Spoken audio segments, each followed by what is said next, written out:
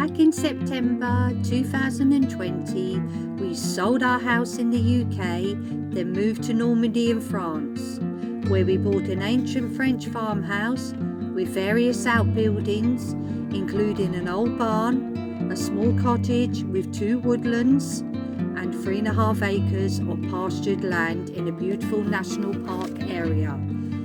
Follow us on our journey as Budo and I renovate the farmhouse, manage our land, and take on many projects for you to enjoy. Let the fun begin. So, welcome folks to French Farmhouse Diaries. First of all, before we get into this video, I just want to talk about this electric bike that was sent out to us. It's called an Eliglide, and I just want to show you the box that it came in. It's well packaged, came from delivery, really nice condition. And the good news is it's quite light, so that's a good sign for me because the bike's light. Just a quick little story before I open all this up is before we was looking into getting a bike for Tracy, because the nearest town to us is about 2.5 to 3 kilometres away, and if we can get an electric bike for Tracy, it'd be easy for her to shoot backwards and forwards, because Tracy doesn't drive, okay, and if I'm busy or away or working or whatever on the house, she can shoot away and get goods as we need. But going back to the bike, we was talking about this, about getting one of these bikes, so we started to look, and then they were just the cost was prohibitive, you know, it was just expensive to buy one, well over £1,000 that we was looking at.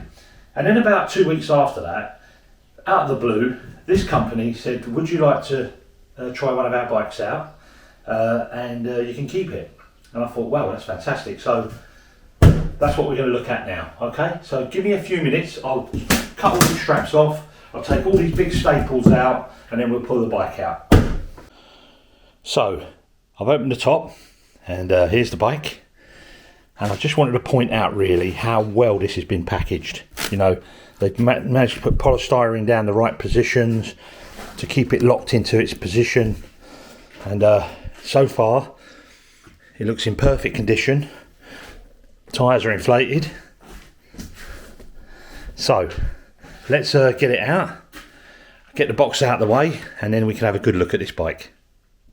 Okay folks, so that's the bike out of the box, and that's what the condition it will be in. It will be in sections, obviously, so they can get it in the box. There's all the packaging that comes from it, so it's well wrapped up, well looked after. There isn't a mark on this bike. I've looked all over. The only thing I've done extra is I've pushed the seat into the position, but the seat comes loose as well. But also they send you a user manual in many languages. In the English there's about 16 or 17 pages, side, back and front, of how to use your bike, look after your bike, and blah blah blah. There's a charging kit comes with it, a nice extensive little toolkit to maintain the bike and put it together. Your pedals have got to be screwed on, obviously. Comes with lots of reflectors for the wheels and front and back. Not quite sure what that is yet, we'll find out in a minute. This is an extra free gift they send you, which is a throttle control. So you can change your handlebars out and you can have a throttle control. Some countries you're not allowed it, some countries you are. So we'll check with this France if we're allowed to have that on.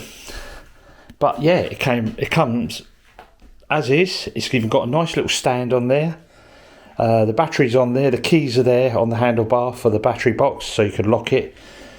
And I was really surprised at the wheel.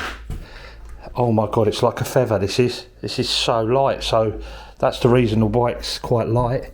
Seems to be anyway, but it looks strong as well in its construction. So nice heavy duty frame. Well, I wouldn't say heavy, but it's strong anyway. It's well built. We're well pleased, excited about this at the moment. So the white on the wheel is just the polystyrene. So what we're going to do is I'm going to put it together, just set it up, and then we'll wait another few weeks because we're going to do some testing with this. We're going to drive it around and about, and we're just going to see how it feels, and then we're going to do another part of this video showing our conclusion, but I think it's going to be a positive one, and it's a very, very good tool if you don't live near shops or live near things and you want to get about. This is the bit of kit to get, really. It's eco-friendly. It's just better for your body. You know, get out in the fresh air. All in told. But we'll talk about that more once we get the bike up and running and on another video. But I'll just come back to you in a minute. I'll have it all set up and show you it finished, set up. Okay, folks, it's all together. Follow the manual instructions. Very, very simple. Just follow them along. They're so simple. They're not like some of these instructions you get, oh, do this, do that. This is very, very simple. It tells you to do directly what you need to do. It was very easy. I was going to do it off my own mind, but I thought, no, let's go by the manual, see how it is, and it was simple. Anyway, there it looks. And it's Splendour. Very nice bike. And we've got if you go on the Amazon or Amazon France, it's currently on for €699, €699.99.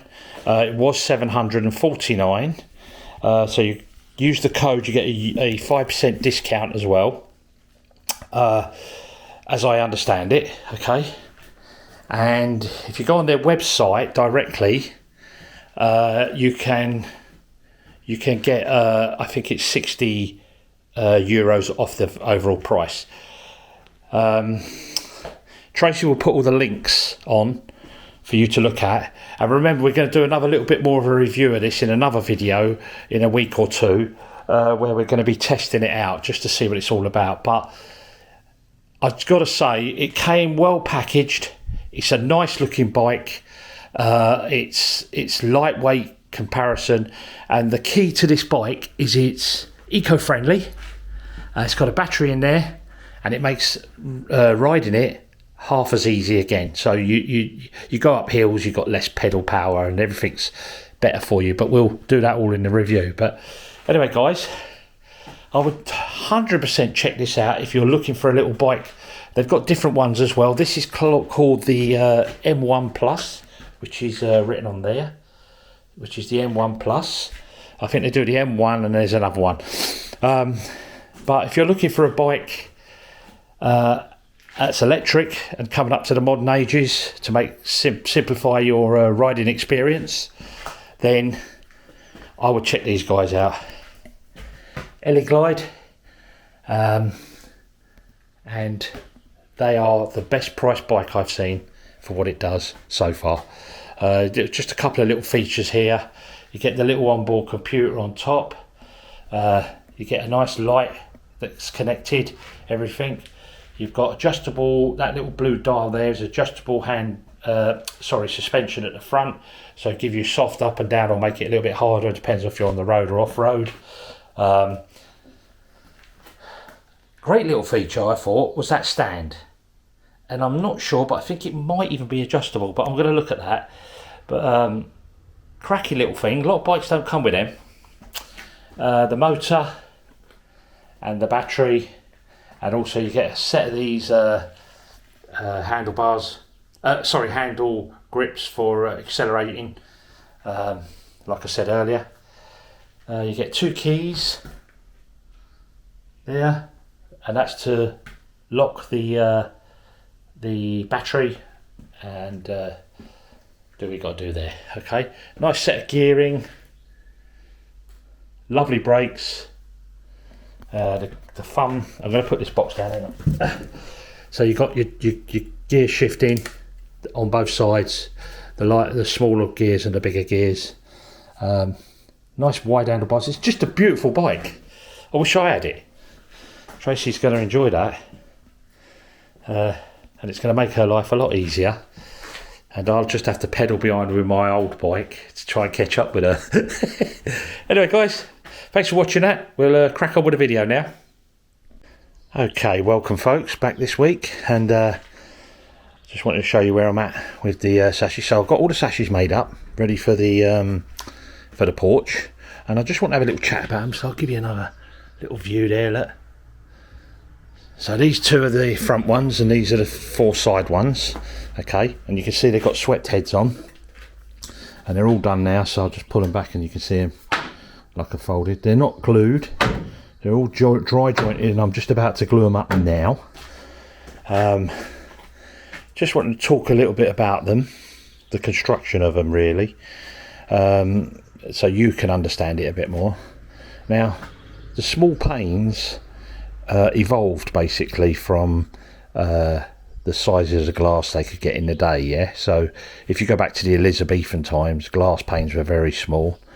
And then as the Georgian period came along, the early Georgian, which this is representing really, which is the similar time to the date on the stone at the front of the house, the glasses started to get bigger, so they could put bigger glasses in. And this was the sort of sizes they could get.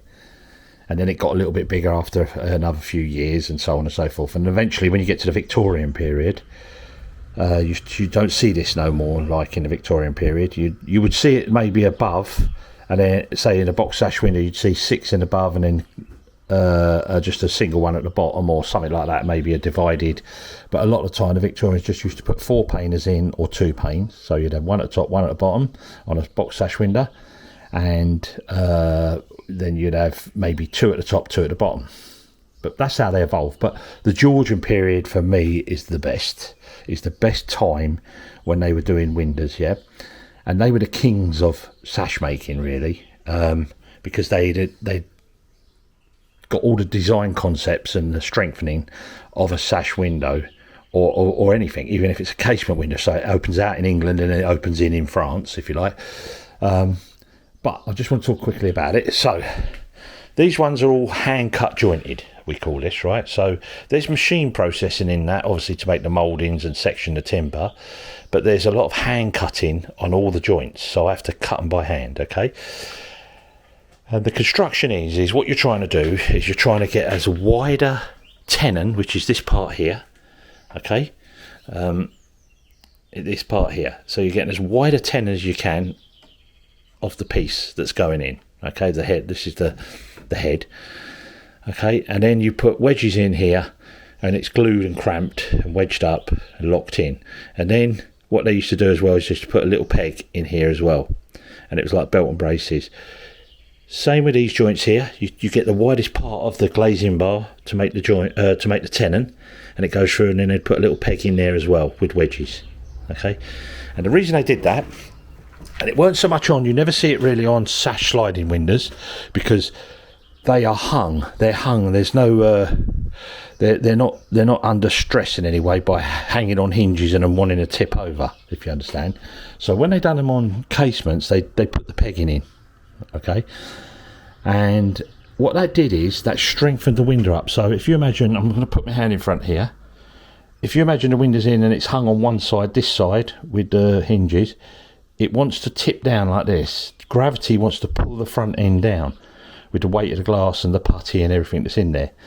Okay, so when you put them joints in like that and you peg them, it stops that. It retards it, if you like. It makes it, it takes a long time for that to happen, because everything's going south, you know what I mean, in the world with time, because gravity's always pulling it down. And that's what they worked out. They worked out that if they did their jointing like this, it would help in the construction of the sashes. And it's a fascinating part of sash making, or any joinery or construction. I do as a carpenter, and carpenters that do this sort of thing would understand that these are the important bits, these joints.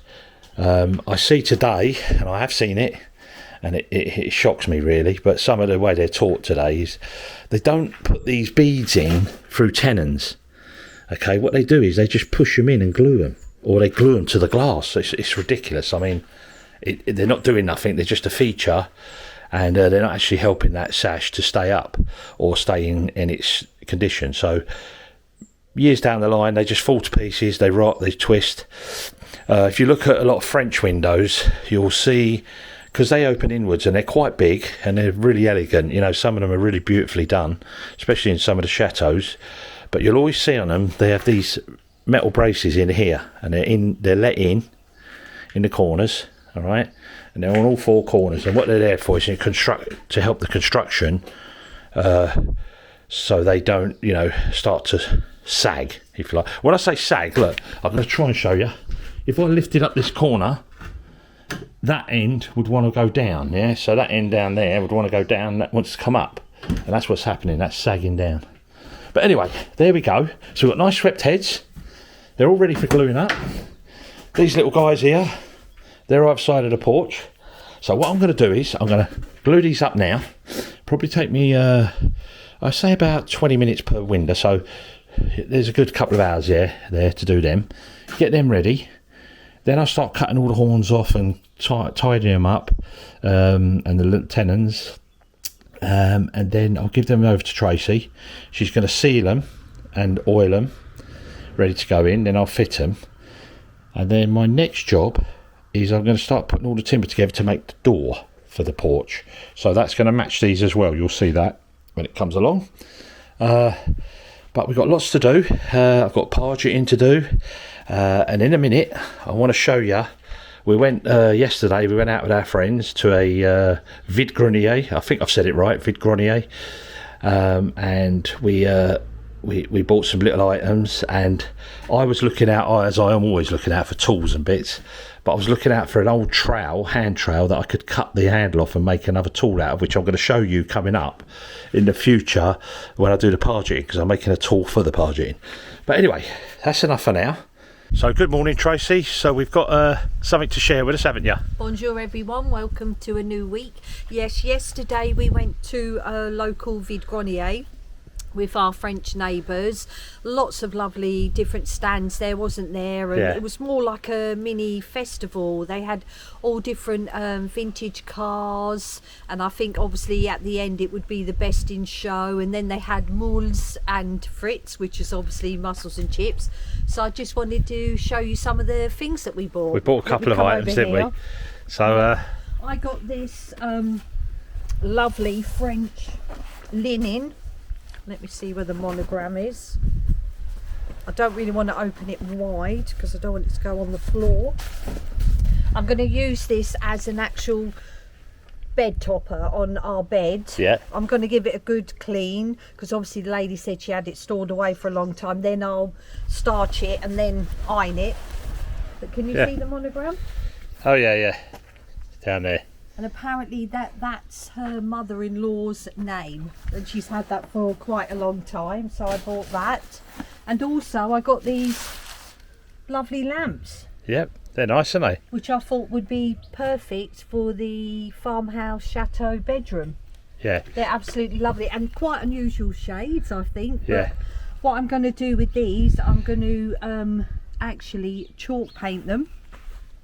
I'll prepare them obviously with watered down chalk paint because you don't want to put it on thick, and obviously it would take quite a few layers to do. And then I'll probably pick all the braiding, or try and get some gold braiding from my stash, and put it all round the bottom and on the top. And I'm going to do it like in an old white, which they call an old white. Yeah. So I think that'll look really nice. We'll do, yeah. We've had it. You've done that before in England when we did the shades in England, and they came out really well in the end, didn't they? Added braiding, pompon braiding as well. So you had a little haul there. What else did you have? You got a beautiful butterfly. Yes, I did. I actually got that at a bargain price. Do you want to walk over? Well, bring it over. Bring it over. So you got to water it, you remember? Huh? You said you got to water it anyway, yeah, hadn't you? Oh, you've done it, have you? So I actually got this for €4. I got it at a bargain price.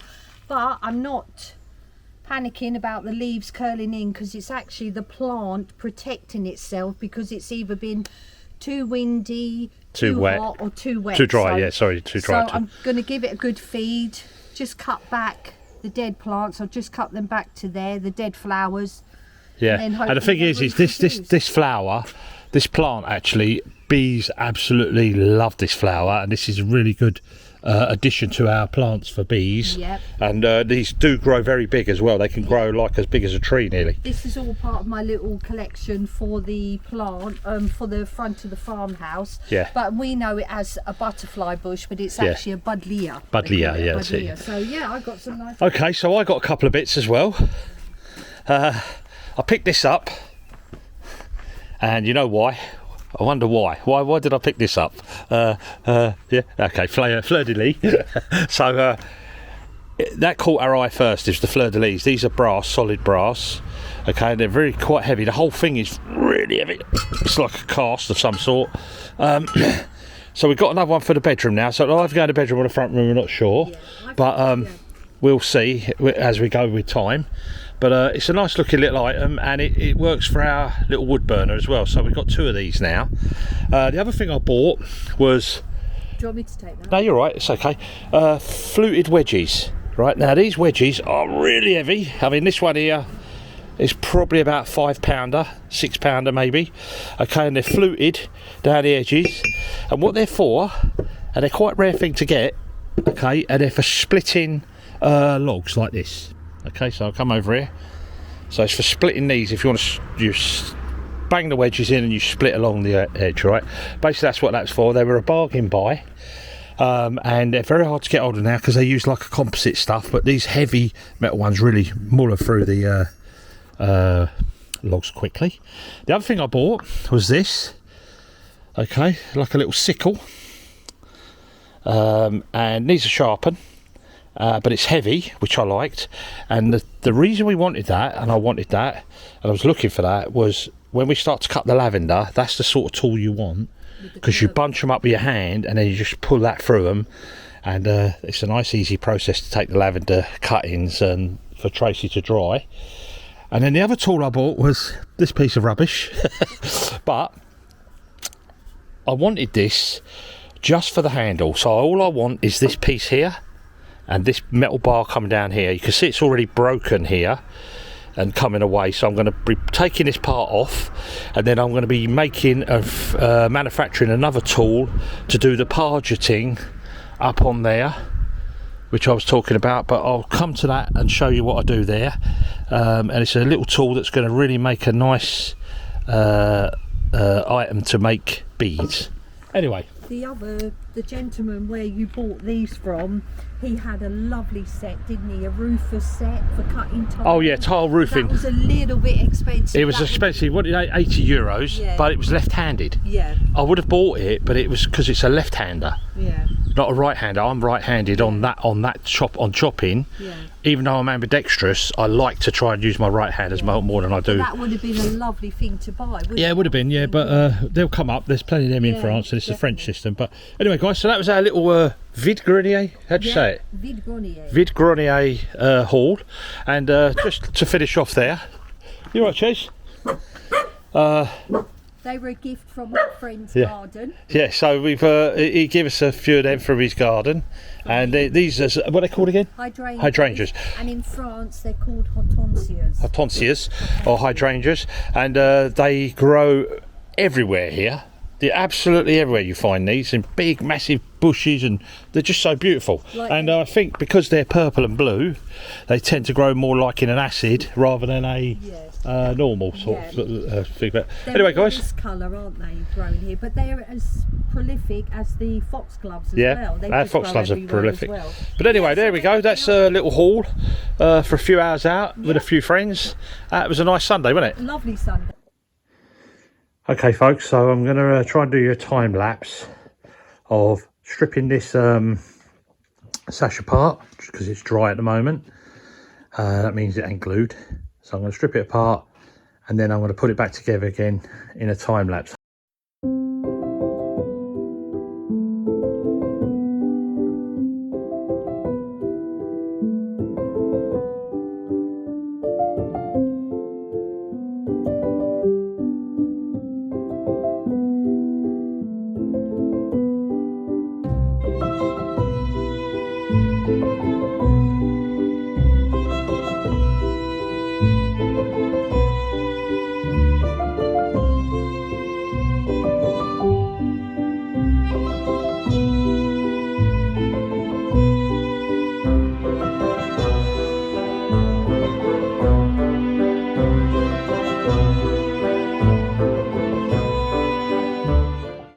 guys, I've glued this up now. I've just got to put some wedges on these glazing bars on this side.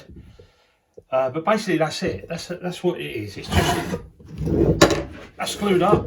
So what I'll do now is I'll take off the clamps, sash clamps, sorry, and I'll clean it all up, wipe it all down, then I'll bang the corners just to check that I'm square from corner to corner, corner to corner, and basically that sash is ready then. We'll let that dry off. This is a faster setting glue. It's set within 2 to 3 hours, between 2 and 3 hours, but I'll give it a good 4 or 5 hours at least before I start working on cutting the ends of the horns off and just tidying it all up, all right? But that's it basically. Okay folks, so we're just over here with Tracy. She's started the oiling, Trey? Yep, just doing the first coat of the sealer Coat. and it smells lovely. But what I'm doing is I'm actually working from the inside out. I'm not trying to teach people how to suck eggs or anything, but you said that to me years and years ago, like when I was doing painting, always work. So the inside means do this bit and then do the... Then work to the outside. Yeah, it just makes life so much easier. But it's just more ergonomical to do it that way. Yeah. But can I just point out, Trey, now that you're putting that sealer on, look how lovely and dark the brown oak goes compared to the white oak, which was the one I cut off the log. You can see there's going to be a lovely contrast between the sashes in there. You can see it's darker where she's put it. Just put some over there, Trey, so they can see it going on. So I'll do all the end bit. And you can see that lovely contrast. Right, I'll just start here. Yeah. See, this is more lighter, this bit. Yeah. But on top it might be a bit darker, maybe. Let me No? try. Give it a little try. Give Say it a here, little along try. here, say. Now you can see how that darkened off quickly. Yeah, here, look, you'll notice. Yeah, more you'll get here. light and dark patches, which is lovely because it gives it a lovely contrast and reminds you that it's real wood, not pretend plastic wood that's made to look like all the same colour and the same everything, you know. Which doesn't work. But I'll just put this oil on, let it dry for about 5 minutes. Then all I do is use my rag and just wipe off the excess. Yeah. So all this is doing is actually sealing the oak, and then the next probably 2 or 3 coats once the sashes have been glazed, fitted, and they're in situ, then I can give the top coats. So it'll be lovely, beautiful. It will be, and also by doing it that way it goes in all the crevices and it seals everything. And it gives them a good adhesion well to the putty. So when you put the putty against the oiled wood, they get a good combination. They stick together well, and you get a very good seal. But believe it or not, just what Tracy's doing there, right, with this mix I make up, is enough to keep this wood probably for 100 years at least. Keeps it nourished, doesn't it? Keeps it nourished, and it will last for a long time. But fantastic, Trace. So you've got a busy day getting all these done. Yep, and in between that I'm still on the ceiling. I'm just doing bits of everything at the moment, aren't I? Doing the potager, and well, very soon I want to do a tour of the potager, but the pumpkins I've just gone absolutely well, that's another thing. We mad, can talk haven't about they? that. We can do a thing about that anyway. But I think that's looking wonderful now, just with the sealer coat on. So let's go and just quickly look at the other one Tracy just did. There you go. So that's the other one. So you saw a little while ago they were all in situ. Now I've just pulled them out, and you can see the contrast in different colours. It tells you it's real wood. See the nice rays on the top there of the head. It's looking wonderful, and it's going to look fantastic when it's in.